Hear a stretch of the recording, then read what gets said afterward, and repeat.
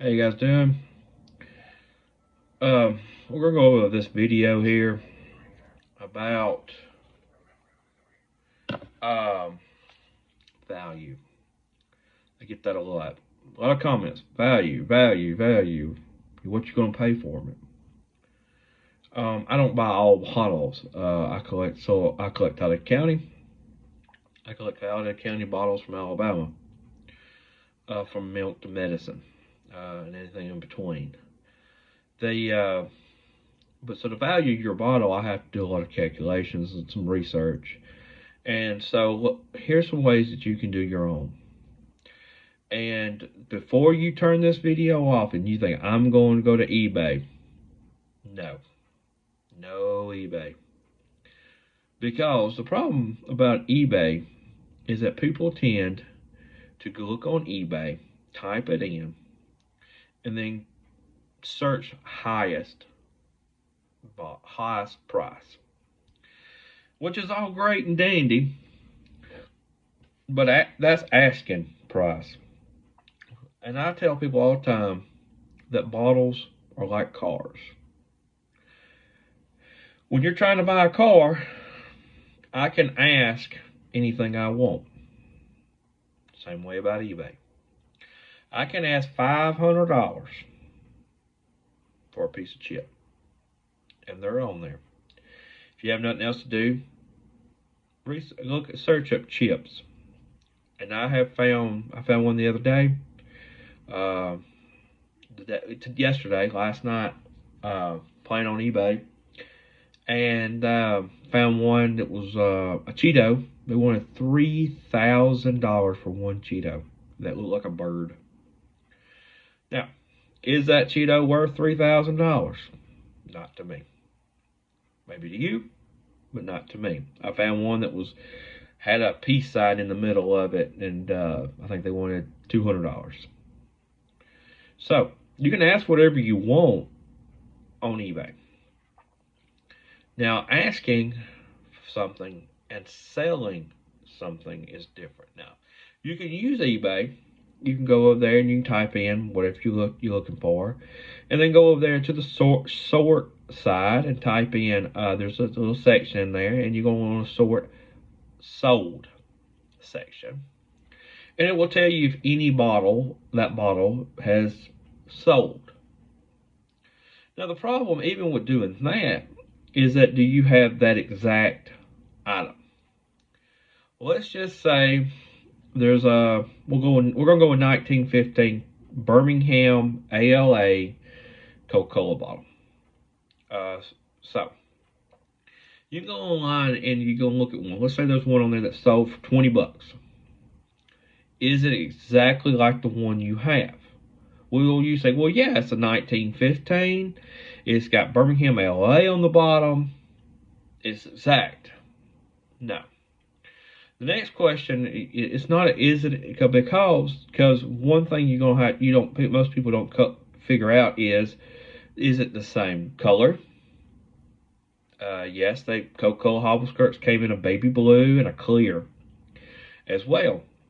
And so is yours light green or Georgia green? Is it baby blue? Is it clear? If the one sold on eBay is light green and the one you have is light green, all right. Does it have the same amount of damage, character, brokenness of that bottle? Does it have more case wear, flea bites, or more, or less? And if any of that answer is it changes from it has the exact same, then the value changes. Could it change up? Could it change down? Yes, it could. If it has more damage than the one on eBay,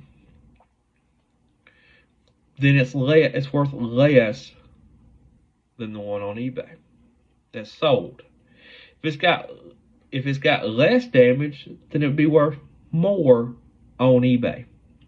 Now, I keep saying on eBay because eBay has a thing that where if I'm looking for that bottle, I can sit in my couch, in my underwear, and I can buy it all over the world.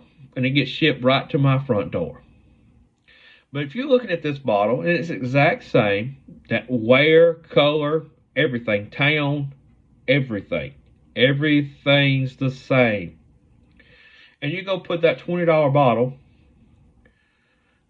in your flea market, well, you're only getting the people who walk into your flea mall. So your desire for that bottle goes down because you have less clientele, supply and demand. So do keep that in mind when you put one on in your flea market or whatever, and you want to sell it, and you say, "Well, I saw one on eBay." Well, eBay has millions and millions of buyers. Your flea mall only may have thousands a year, and where eBay has a million a day. And that's just, just traffic. I mean, that's just nothing personal to you. I sell them at flea malls. I sell them at shows. I sell them on eBay. I sell a few on Facebook. Not so great, but I do it on occasion. And all that has to do with factors, that supply and demand. How many people want that bottle, and how close can they get? Now, one of the problems about eBay is that if it's a $25 bottle, it takes me $5 to ship it, I'm only going to bid $20. And if I want it, technically that bottle cost me $25.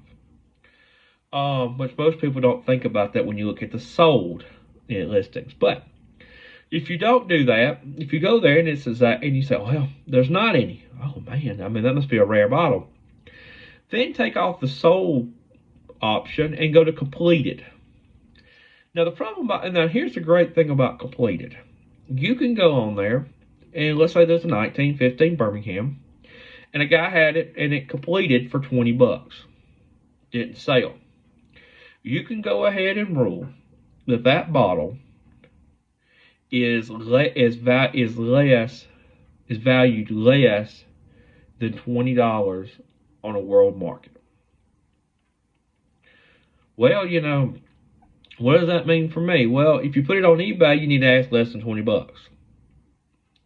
If you go to your local antique mall, that's less than $20.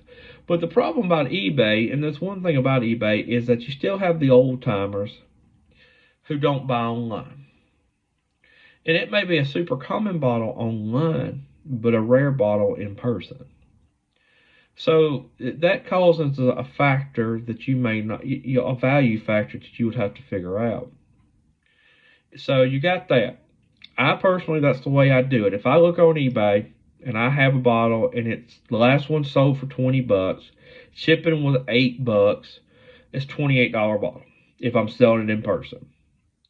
But I'm not selling to her person. I'll ask $20 just to get it moving because I take out the shipping because I'm not having as many customers look at that bottle. Now, if I get on eBay and I find a bottle and it's a 1915 and there's 5 of them listed on eBay as none sold, and they're all in the completed area, and the lowest one is $12. Well, I'm gonna ask 10 for it, because if they're not selling on the world market for 12, they're probably not going to sell on my Facebook page for 10. I mean for 12 either. So I'm gonna ask 10 for it. That's one of the things I do for calculation. That's how I value my bottle. But it has to be the exact bottle, the exact variation, the exact font, the exact locations, the exact damage. Everything, it has to be exact. It has to be a mirror image of that bottle that's online. And that's where a lot of people go along. Now I have people say, "Well, I've seen one on eBay." Okay, well, this is an Birmingham 1915. Well, show me what you see, and they'll pull up a Brookside, Alabama 1915. That is a hard bottle to get. But since it doesn't say Birmingham, Alabama, it's not the exact bottle. So there's no way of calculating in any more calculations because that's not even the bottle that you have in person. Now, if he said that I saw one on eBay and it was a Birmingham and it was the exact same, then we looked at the condition of the bottle. But the first thing you can look at is the town. If the town don't match, it's not the same. Therefore, you're not going to get the same price. So that is it's kind of a joke among a lot of the hobby is that not just bottles, all the other hobbies as well. Well, I seen one on eBay and it's worth this price.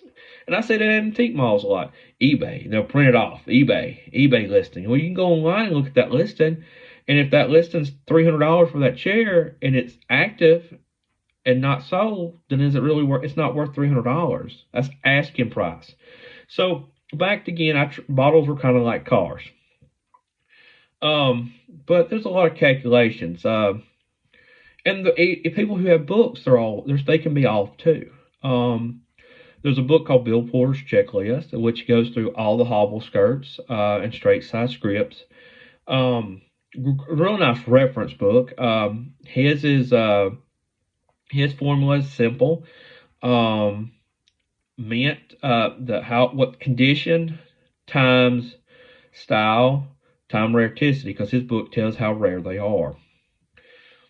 The only thing he doesn't calculate in is geography or the location, which can adjust.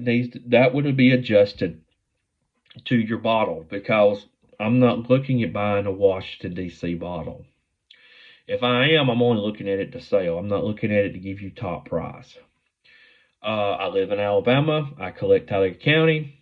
The Washington D.C. bottle, no interest.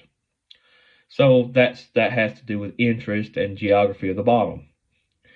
Because once again, eBay geographies all over the world. If you put it in the antique mall in Florida and it's a Washington D.C. bottle, how many D.C. people are going to walk through that antique mall and buy it? But it's a pretty good close, and it's a really good standard. Well, but let's just say we're going to go through Bill Porter's book and say it's a Birmingham, Alabama, 1915 mint. I mean mint.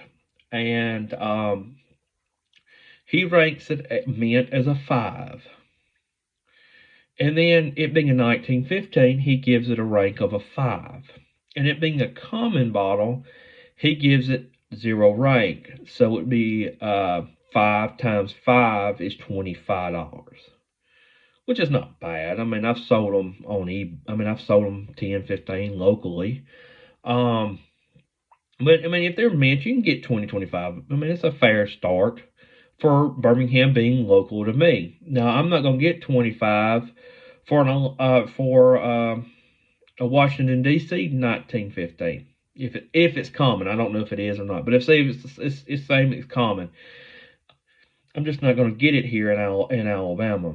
And now, personal. I mean, if I put it on eBay, yes. And now if you go and you look at Pachetti's book, or Pachetti's Coca-Cola Encyclopedia, he rules that all 1915s are worth between 12 and 15.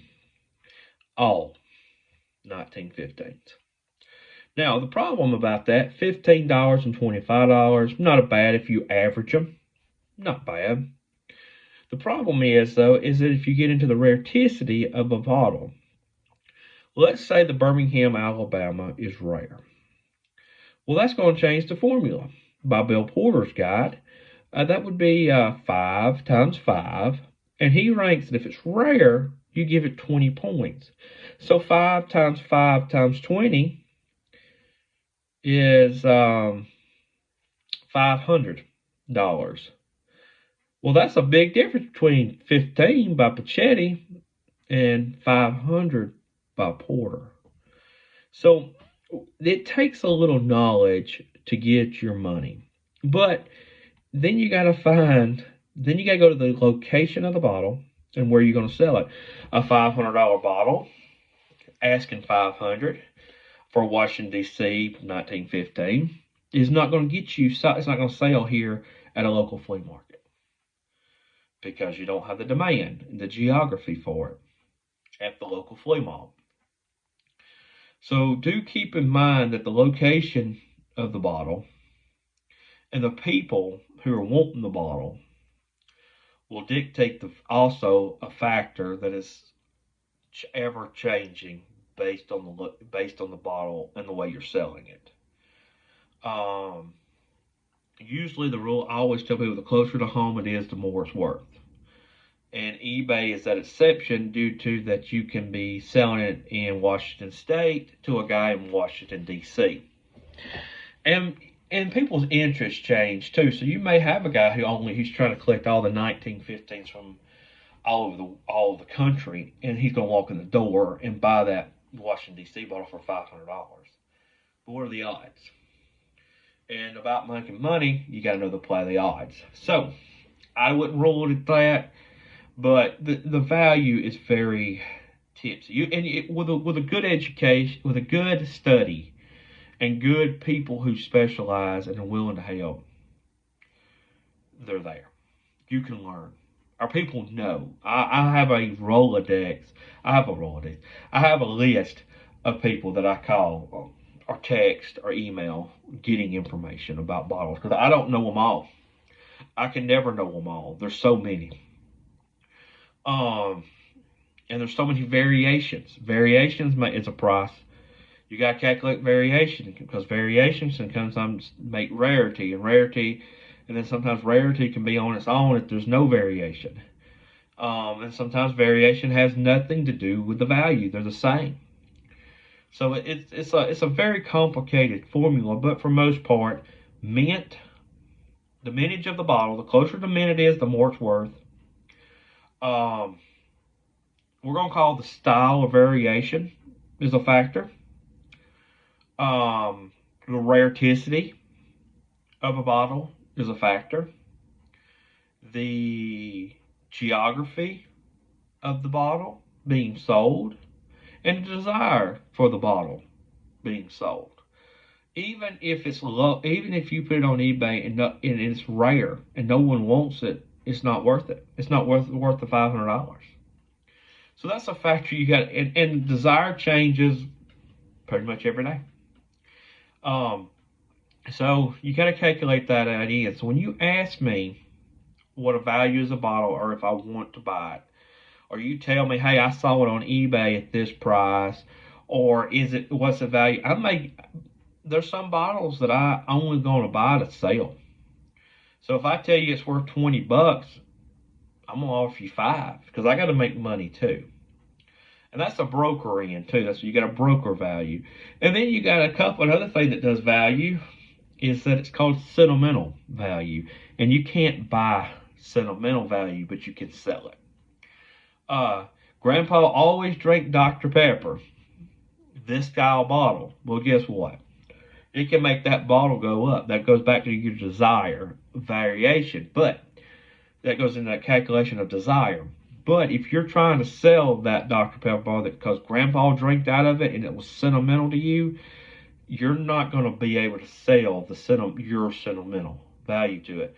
One guy told me that sentimental meant silly because it's silly to try to sell it because you can't. If that's a $5 Dr. Pepper bottle, but Grandpa drank it, that was the last drink he had, and right before he died, and you want $500 for it, you can't. Yeah, you can't buy the sentimental part. Uh, you just can't sell it. But you can't sell it. You can't buy. But if someone comes, well, that was the style Grandpa used to drink, then you can sell it because it's a desire. Then it makes the desire go up. So you cannot sell sentimental, but you can sell it to other people based on their sentimental value. And that sometimes that's what makes a dollar bottle a $10 bottle some days. Um, and another thing is that when you're doing it, there's also another joke that we do. If you have it, it's common. If I have it, it's rare. And what that means is that if I'm trying to sell you a bottle, it is the only one known. I'm gonna give you a good story on how it's the only one known, how the president drank out of it, and how it flew on Air Force One, and it was on D-Day, and all this story, and that's why it's a rare bottle. But if you have that exact same bottle, remember we went back to exact same bottle, it's junk. Everybody has them. Useless. Just give it to me. So the saying is, if he has it, it's rare. If you have it, it's common, and that's kind of the point. Same bottle. It's a $500 to me because I'm trying to sell it to you. But if I'm trying to buy it from you, it's a $5 bottle. So be careful of that. Be careful of people who have that mentality of if I have it, it's rare. If you have it, it's common, which is a very common thing. Be careful of people who tell you that they saw it on eBay.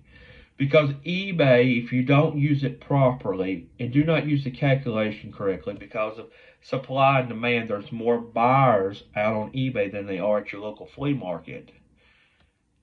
Then you can lose your shirt either way. If you say, hey, I'm gonna get online, I'm gonna start brokering bottles, buying them at the local flea market and put them on eBay, or buying them here and put them in my booth.